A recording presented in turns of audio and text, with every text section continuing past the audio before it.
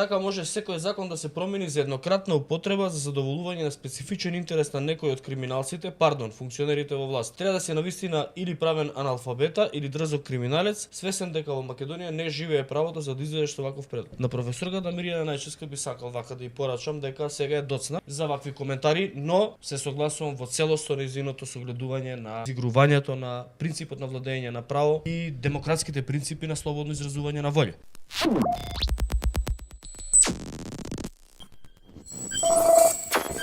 Ја би замолил прво да го пуштиме коментарот на професорката Мирјана Најчевска. Ако го имате, ме молам. Ај, од јас да зборам, ке речете, еве, политичка... Ајде, ве што кажа господјата Најчевска? Ајде, јас ќе ја прочитам. Ајде.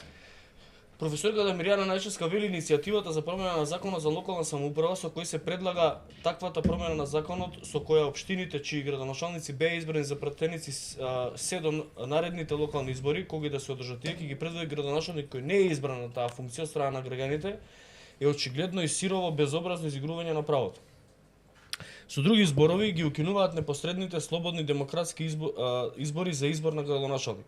Криминалците, феудалците, функционерите во власта си решиле по скратена постапка да го променат законот за локална самоуправа и тоа за еднократна употреба. Еднократна употреба, потенцира професорката. Така може секој закон да се промени за еднократна употреба за задоволување на специфичен интерес на некој од криминалците, функционерите во власт. Треба да се навистина или правен аналфабета или дрзок криминалец, свесен дека во Македонија не живее правото за да излезеш со ваков предлог. На професорката Мирјана Најчевска би сакал вака да ја порачам дека сега е доцна за вакви коментари, но се согласувам во целост со нејзиното согледување на изигрувањето на принципот на владење на право и демократските принципи на слободно изразување на волја. Но малку е доцна за вакви коментари. И ќе се надоврзам. Овој беше пред 5 дена коментар. Не, малку е доцна, бидејќи пред изборите имаше други коментари и така. Да, ама си остана, мислам дека остана доследна да. на се што цело време го говори у целата нејзина кариера. Значи, ова јас да го напишам, ке рече сум политички мотивиран, така? Да. Ова го пишува професор по право. Да. Само мала дигресија да направам само еден момент. Јордан Петковски вели мечка Милош татко ми ве гледа секој ден, голем фан ви е, би ценел само ако го поздравите, името му е Гоце, поздрав најдобри сте. Поздрав до голем поздрав до Гоце, до татко му на Јордан Петковски. Поздрав. Поздрав. Појле екип. Син ми се вика Гоце, исто Гоце, така, да. еве, уште дупли поздрав. Значи, прво, иде законот по скратена постапка. Знаете дека протести правеа зашто владата на Заев и на Мицковски и на овој на Ковачевски иде најчесто со закони по скратена постапка? Да. Оде ако дошеа по амбасадите за тоа? Така. Зошто сега по скратена постапка? Што правеле од јуни месец од кога е формирана владата до сега? Тоа е првата работа. Втората. Сеќавате ли колку пати на Таче, односно на Димитар Ковачевски, му зборува дека има власт која што не ја освоил, дека е премиер без да победи на избори, Да. дека е нелегитимен премиер. Сега да ги прашам, градоначалниците веде што се ги ставиле легитимни и се. Знаете која е разлика меѓу советник и градоначалник? Градоначалник зема 20.000, треба да земе 30.000 гласа градоначалникот на аеродром. А советник се станува со 1000 и не 1000 гласа. Како викаат они, поготово тоа е карактеристично за нивната партија. Магаре да ставиш, магаре ќе победи. Така? Да. Па сега, од тие што си ги викаат они магарења, некои си ги ставаат за градоначалници. Така или не е така? Значи, цело време на Ковачевски му вика дека нелегитимен, нема легитимитет, зашто не победил на избори, власта не освоил на избори, сега прават градоначалници кои што не освоиле власт на избори. Следната работа. Наредниот ден, откако овие луѓе станаа министри, председателот на собрание требаше да им распише таму избори во тие општини. Зошто не го стори тоа?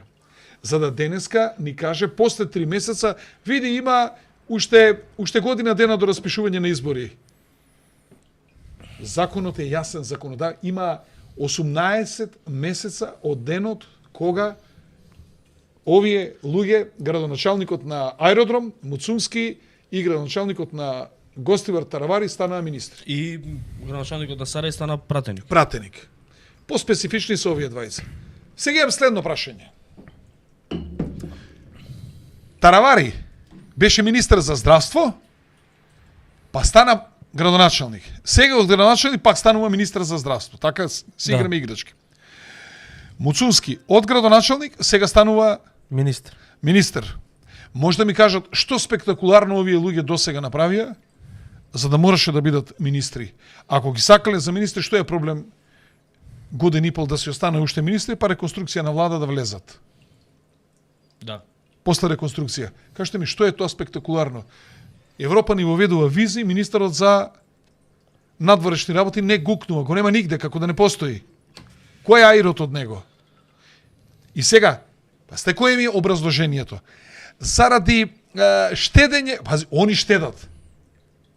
Они штедат, молим те. Знаете колку у трите општини со колку пари ќе се заврши? Со 10 милиона денари ќе завршат изборите.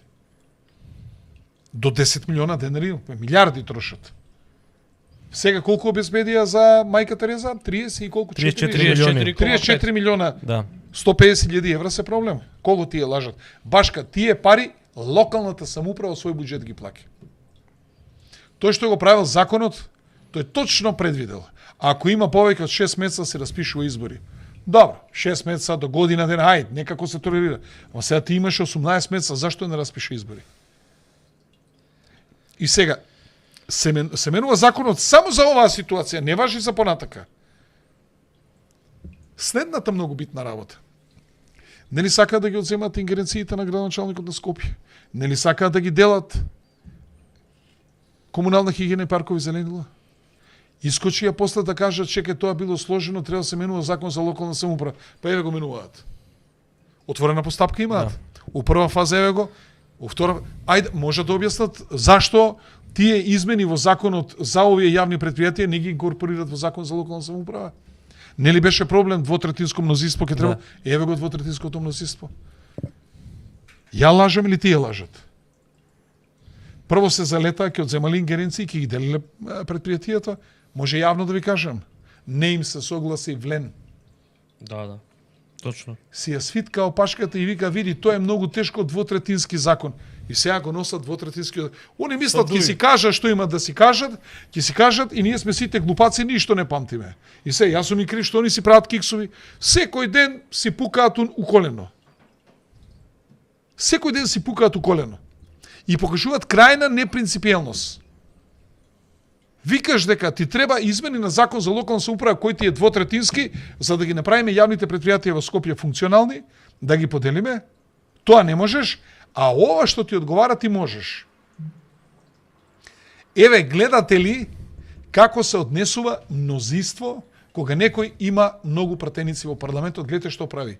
Како сака си менува закон за еднократна употреба. И добро пишува професорката. Утре за било што ќе го смени сега законот, тој ќе трае 10 дена додека одредена работа не се заврши, некој не увезе нешто или направи или не доби некоја концесија и после врати си го пак законот. Еве ги примерите, тоа пасте двотретински закон. Двотретински закон за локална самоуправа. Дополнително само Им се може. Им се може. Им се може. Нивниот начин на владење. И кој е легитимитетот на тие нивни советници сега? Пак ќе прашам, знаете колку голема разликата од советник до градоначалник? Колку? 20 кусур илјади гласови е разлика. Кој легитимитет го има тој? Веде градоначалник. Никаков. Нема легитимитет. Никаков. Им се може. Ово однесување им се може. Ја преска на кратко ја гледав расправата во собрание помеѓу во однос на законот за игри на среќа и така натаму и така натаму. И таму нема однос на парламентарна демократија, воопшто мислам таму нема дебата у која што се разговара околу идеи, принципи, концепти, законски решенија подобри и полоши. Излегува Бојан од ВМРО ДПМН и вика не ви го гласаме законот. Добар е, не ви го гласам. Зашто? Па ние ќе направиме друг. Сите се. Мислам, сам да кажам, таму не постои некоја парламентарна демократија, некоја вистинска дискусија. Им се може да се однесуваат како што се однесуваат и ќе прават тоа што сакаат да го прават. И ќе го направат. И трагедијата е у тоа што никој не може да им се спротистави. Само да те потсетам, Јакимовски, пред изборите СДСМ, ВМРО ДПМН, ДУИ и овие Влен. од Влен, одметнативе, сите заеднички изгласа нов деловник за работа на собранието, со кој што се забранува филибастеринг. И сега не постои можност пратениците да блокираат некаков штетен закон. Може би за 2/3 од собранието и од граѓаните и од пратениците да е добар законот, ама за 1/3 не е добар законот и тие нема да можат да го блокираат. И ние сме сега во моментов, ако некој некогаш зборувал дека во Македонија постоело автократија со Груевски, тоа било мачки на кашлица. Ова сега ќе биде автократија по модел на Белорусија. Бидејќи не постои можност за спротестување. И не, бидејќи Јакимовски бараше логика зошто го носат овој закон сега и зошто го носат за една употреба. Затоа што им се може. Значи, Нема кој да им се спротистави, нема механизам за спротиставување. има повеќе кратен проблем. Прво ја дерогираат правната држава. Ма не им ја гајле за тоа. Ја прават тотално неправна. Еве како ние го правиме нашиот политичко правен систем несигурен. Ова е несигурноста на граѓаните. Второ, даваат некој легитимитет на некој што нема легитимитет.